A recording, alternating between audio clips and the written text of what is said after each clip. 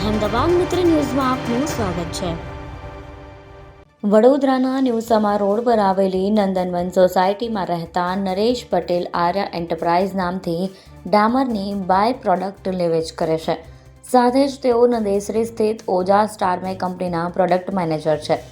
ગત 12 જાન્યુઆરીના રોજ તેઓ પરિવાર સાથે ઉદયપુર ફરવા ગયા હતા। ઉત્તરાયણના રોજ સવારે નરેશ પટેલના મિત્ર સંજય રાણા તેમના ઘરે ગયા।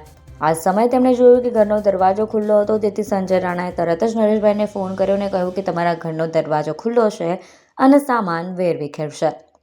ઉદયપુરથી આવ્યા બાદ નરેશ પટેલે ઘરમાં તપાસ કરતા 4 લાખ રોકડા, 4 કાંડા ઘડિયાળ અને 14 લાખના દાગીના ગાયબ હતા, જેને પગલે તેમણે પોલીસને જાણ કરી।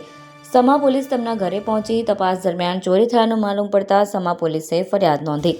ઘરમાં લગાવેલા સીસીટીવી ફૂટેજની ચકાસણી કરતા ઇસ્ત્રી ટાઈટ કપડામાં આવેલ તસ્કરો કેદ થયા।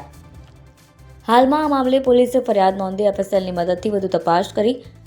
વડોદરા ક્રાઇમ બ્રાન્ચની ટીમે સીસીટીવી ફૂટેજ, ટેકનિકલ સોર્સ અને હ્યુમન ઇન્ટેલિજન્સના આધારે સતત તપાસ હાથ ધરી। તપાસ દરમિયાન 2 આરોપીઓ પ્રહલાદ ઉર્ફે પ્રદીપ ઉર્ફે નિખિલ કિશનલાલ દધીચ અને સુરેશ ઉર્ફે રાજવીર દેવનારાયણ સેન પર શંકા જતી હતી। બંને જોધપુર રાજસ્થાન મૂળના રહેવાસી છે અને હાલ મુંબઈ તથા મહારાષ્ટ્રના અન્ય વિસ્તારમાં રહે છે।